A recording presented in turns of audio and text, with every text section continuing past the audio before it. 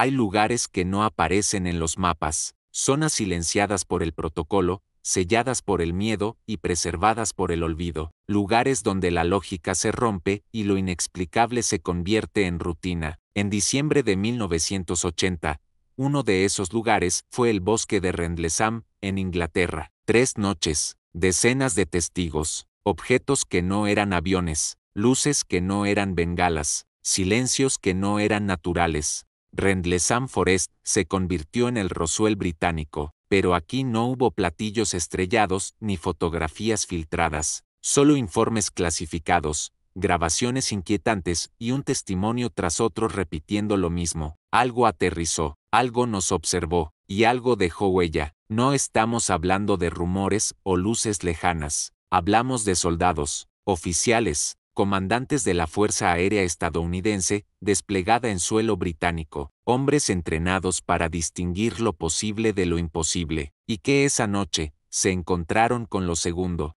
Todo comenzó la noche del 26 de diciembre, a las 13:00 de la madrugada.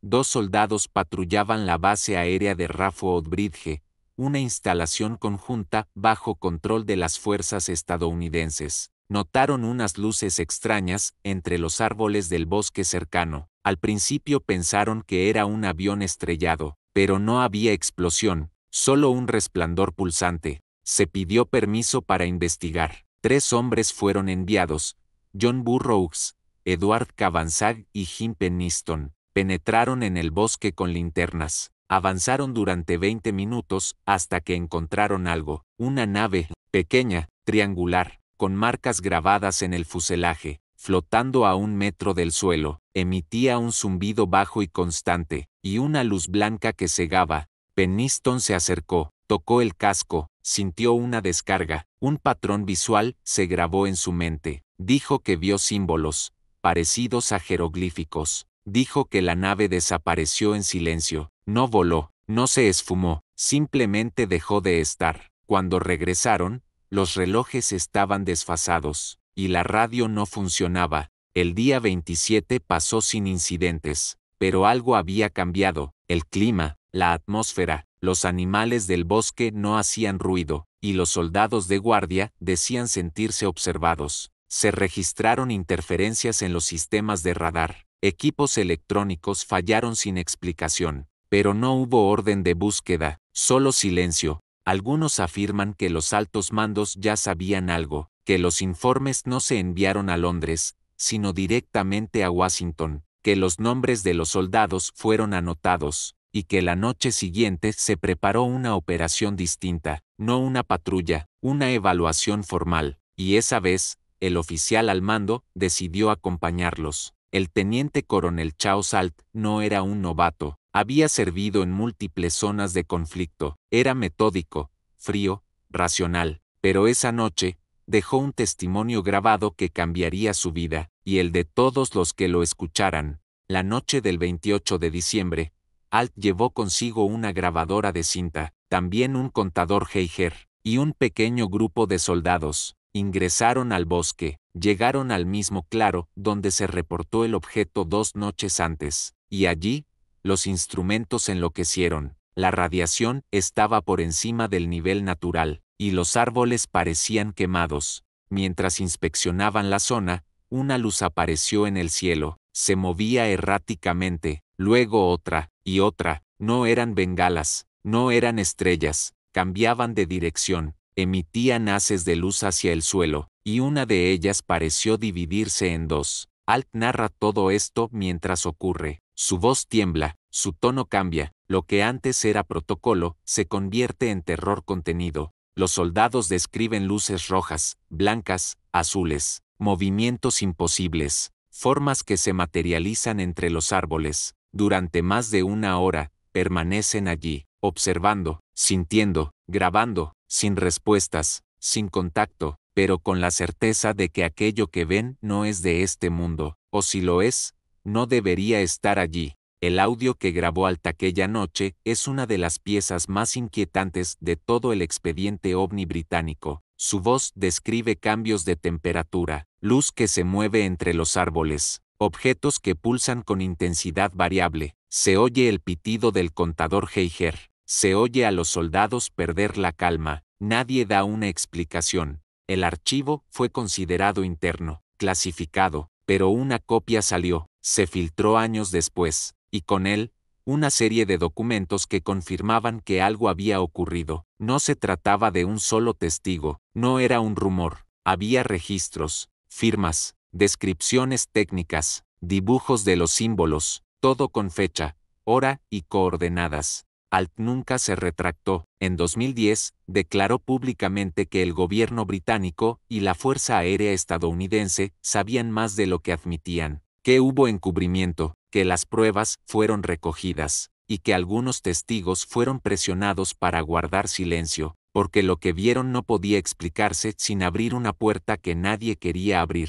Días después del incidente, investigadores civiles lograron acceder al bosque. Fotografías muestran huellas de aterrizaje, 3 depresiones simétricas, el suelo parecía haber sido fundido, y algunos árboles tenían daños en la corteza, como si hubieran sido expuestos a calor extremo sin quemarse. Los testigos que tocaron el objeto reportaron efectos físicos, insomnio, dolores de cabeza, sueños recurrentes con símbolos, flashbacks. En el caso de Jim Penniston, surgió algo más. Años después, bajo hipnosis, dibujó una secuencia binaria, códigos que, al ser decodificados, daban coordenadas geográficas, lugares antiguos, sitios sagrados. Algunos ufólogos afirman que hubo una forma de transmisión de información, no verbal, no auditiva, algo incrustado en la mente del testigo, como si el contacto no fuera accidental, como si la nave, o lo que fuera,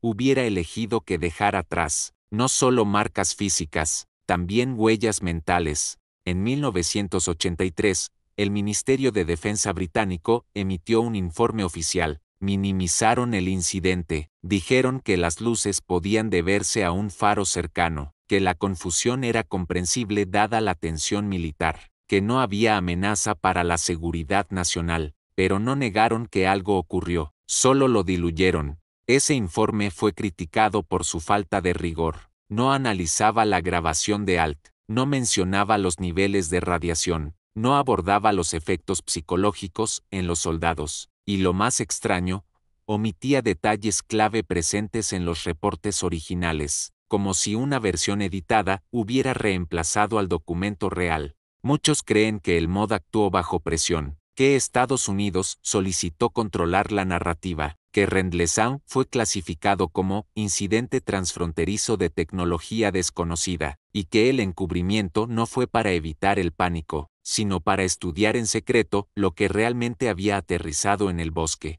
Con el paso de los años, algunos testigos intentaron hablar, pero se encontraron con amenazas veladas, trabajos cancelados, expedientes bloqueados. Burroughs, uno de los soldados presentes, tuvo que demandar al gobierno estadounidense para recibir tratamiento médico. Solo entonces se reconoció que estuvo expuesto a una forma de radiación no convencional. El hecho de que un tribunal reconociera eso abrió una grieta, porque implicaba que hubo un fenómeno físico real, que algo emitiendo energía no identificada interactuó con los soldados, y que los registros médicos lo confirmaban, pero al mismo tiempo, los archivos del incidente seguían clasificados. Algunos denunciaron borrado selectivo, expedientes médicos incompletos, grabaciones desaparecidas, y una cadena de mando que parecía más interesada en proteger la versión oficial que en entender lo ocurrido, porque tal vez lo comprendieron demasiado bien, y decidieron que el resto del mundo no debía saberlo.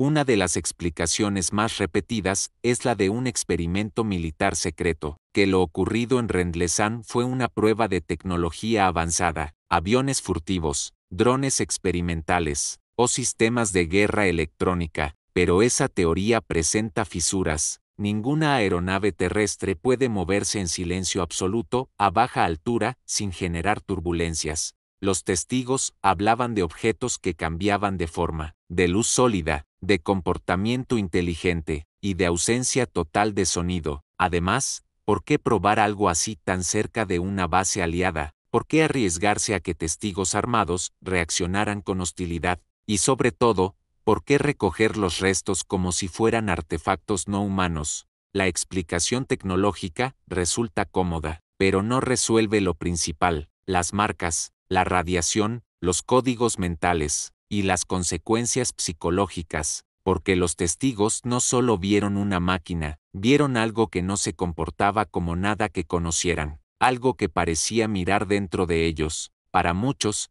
Rendlesham es una visita confirmada, un contacto directo, la presencia de una inteligencia no humana. Las descripciones coinciden con otros encuentros cercanos: forma triangular, ausencia de sonido, comunicación telepática, códigos simbólicos. No fue una aparición, fue una operación. Algunos ufólogos sostienen que el bosque fue elegido por su cercanía con bases militares nucleares, que el objetivo no era observar, sino advertir, como si el objeto hubiera aparecido para decirle: sabemos lo que guardan aquí. Otros piensan que fue una evaluación, una toma de muestras, una escenificación controlada para medir reacciones humanas. Pero la posibilidad más inquietante es otra: que no fue la primera vez, ni la última, que estas visitas ocurren con regularidad, que los gobiernos lo saben, que Rendlesham fue un error logístico, un avistamiento accidental, y que los visitantes corrigieron el fallo, no con armas, sino con silencio.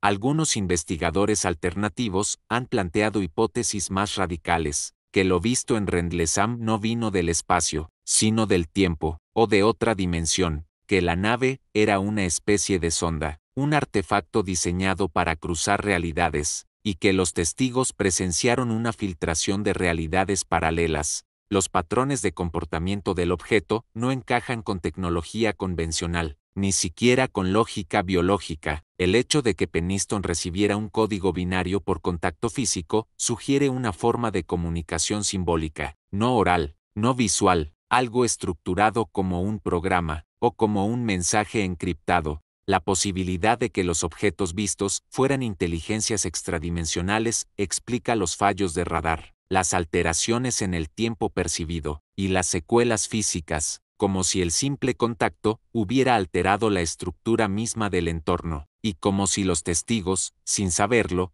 hubieran quedado contaminados por ese cruce de planos. Tras el incidente, Rendlesham fue evitado durante años. La base fue reestructurada, se instalaron nuevas medidas de vigilancia, y el bosque se convirtió en un símbolo para la comunidad ufológica. Documentales, libros, entrevistas, pero también desinformación, porque el caso se convirtió en un campo de batalla narrativo. Cada nueva revelación iba acompañada de una campaña de desprestigio. Se desacreditó a testigos, se sembraron versiones contradictorias, se eliminaron archivos, y se alimentó la duda, no para aclarar, sino para confundir, porque el mayor poder no es el secreto, es la ambigüedad controlada. Mientras tanto, gobiernos del mundo reforzaban sus protocolos sobre fenómenos aéreos no identificados, y poco a poco, se admitía lo obvio, que existen objetos que no comprendemos, que violan las leyes conocidas, y que han estado aquí mucho más tiempo del que estamos dispuestos a aceptar.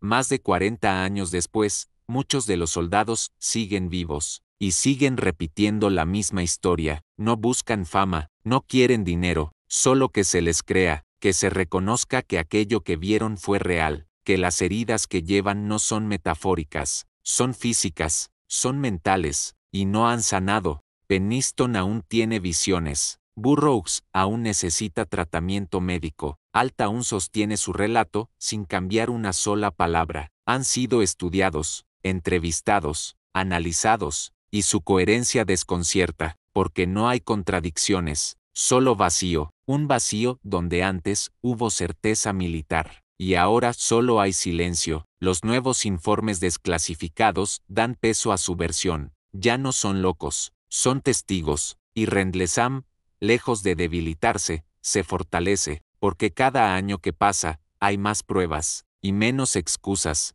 Rendlesham Forest sigue allí, verde, tranquilo, convertido en parque natural, con senderos señalizados, con placas turísticas, pero por la noche, los locales no se acercan. Dicen que hay zonas donde el viento no entra, donde las brújulas fallan, donde los pájaros no cantan, donde el tiempo se curva. Algunos visitantes aseguran haber visto luces entre los árboles. Otros escuchan zumbidos en zonas sin electricidad. Se han reportado pérdidas de memoria, puntos fríos, fallos electrónicos y voces susurrantes que no tienen fuente, como si el bosque respirara con memoria propia. Porque Rendlesham no fue un incidente aislado, fue un umbral, una grieta que no se cerró, y que sigue abierta, esperando otro cruce, otra noche, otro contacto. El bosque de Rendlesham guarda más que árboles, guarda una verdad que nunca fue explicada, una presencia que no dejó huella física,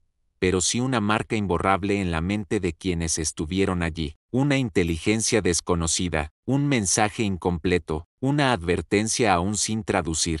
Las grabaciones no mienten, las heridas no se inventan, y el silencio oficial solo confirma lo que los árboles ya saben, que algo descendió, que algo fue visto, y que algo aún camina entre las ramas cuando cae la noche. Y si alguna vez te adentras en ese bosque, no mires al cielo, mira dentro de ti, porque a veces, las respuestas no están allá arriba, están en lo que dejamos que nos habite. Suscríbete a El Umbral Silente y sigue rastreando lo que otros niegan haber visto.